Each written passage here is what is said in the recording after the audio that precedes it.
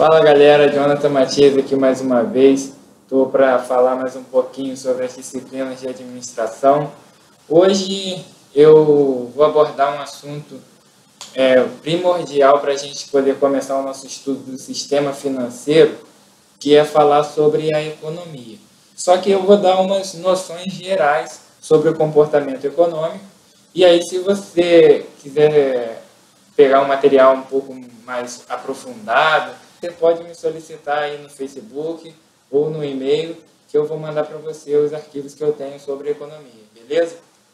Então, a gente tem aqui a primeira situação para analisar na economia, que é o estudo da economia. Ele serve para viabilizar os recursos que a gente tem em cima de saber como que eles serão distribuídos e a melhor forma de fazer isso, porque a gente sabe que os fatores de produção eles não são ilimitados e a gente tem necessidades humanas que são ilimitadas. Então a gente já vê o primeiro problema aí na economia, que é chamado de problema fundamental, que é a escassez.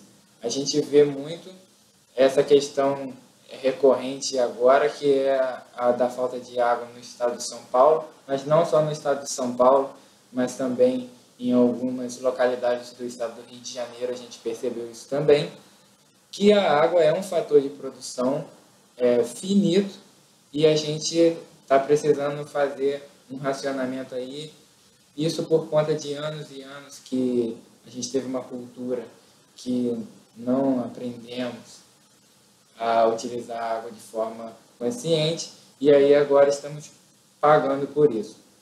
Mas a grande questão é que a água é um recurso finito, e aí a gente tem as necessidades humanas que são infinitas, porque todos nós precisamos de água todos os dias.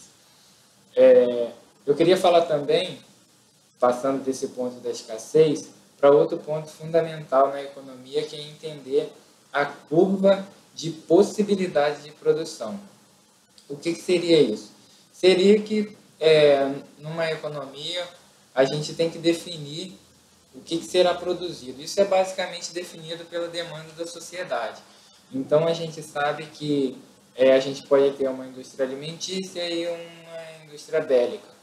A gente pode investir 100% em alimentos ou 100% em armas. Então, isso se chama lei da substituição. Essa lei vai determinar que ou você produz determinada quantidade e enquanto você está produzindo isso, você está deixando de fazer o outro.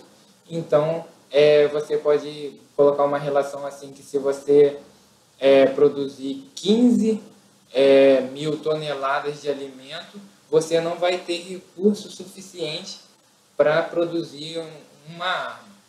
Aí, se você produzir 10 mil toneladas, você vai conseguir produzir umas 2 mil, 3 mil armas.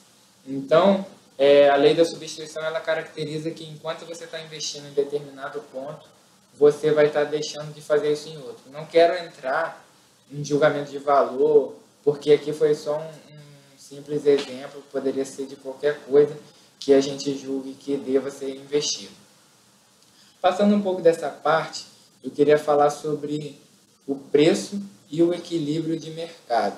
Isso aí a gente tem um gráfico do Asaf Neto, no livro dele que fala sobre economia, que a gente vê a relação da demanda e da oferta, ou procura e oferta, em que ao longo do tempo e que essas coisas vão se comportando, a gente chega a um ponto de equilíbrio.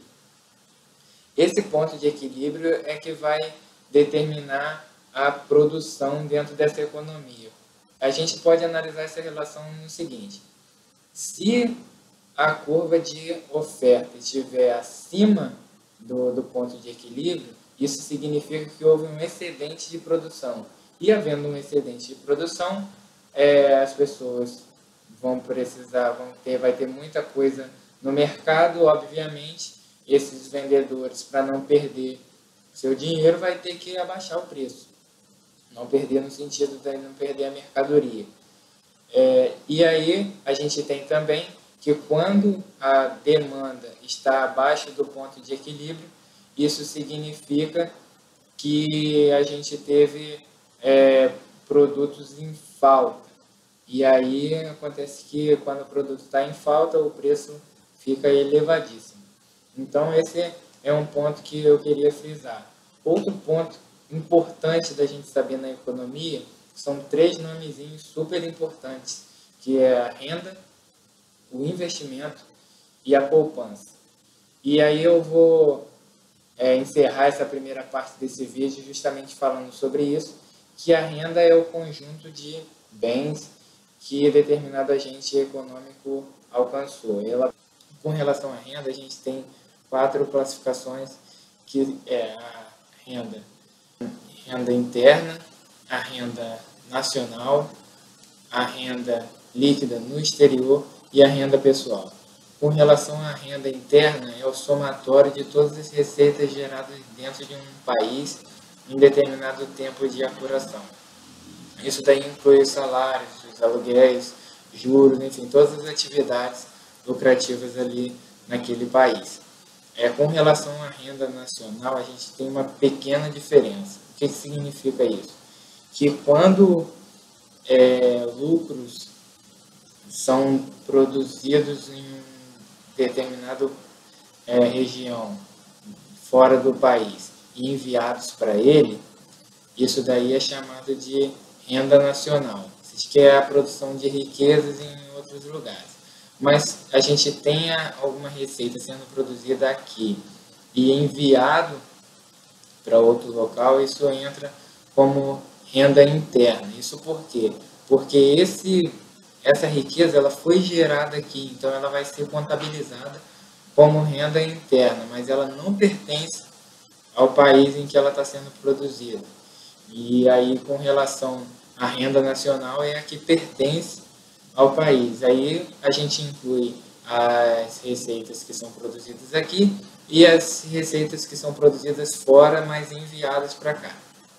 A gente tem também a renda líquida no exterior, que faz referência à diferença entre os valores enviados e recebidos.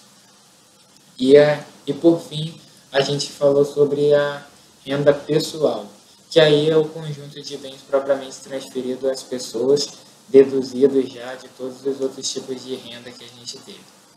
Com relação aos investimentos, são aqueles recursos aplicados na economia que são utilizados para aumentar a capacidade produtiva.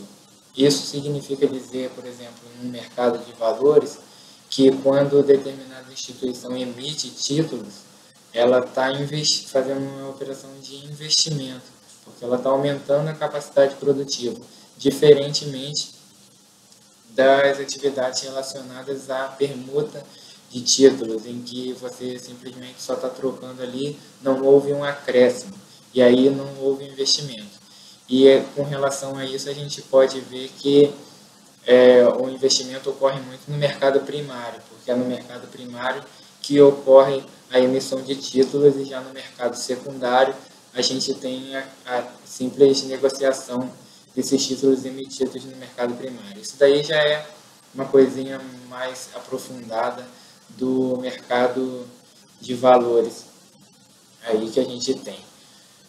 Dentro de poupança, a gente sabe que são os valores que foram não utilizados na geração de riquezas aí na questão da produção. E aí esses valores que o sistema financeiro consegue captar dos agentes superavitários, que são os agentes que tiveram um excesso de recursos, e aí esse excesso de recursos foi devido à poupança, que aí consegue girar esses valores para os agentes deficitários, que aí a gente já vê mais à frente, dentro do sistema financeiro propriamente dito, essa relação um pouco mais bem explicada.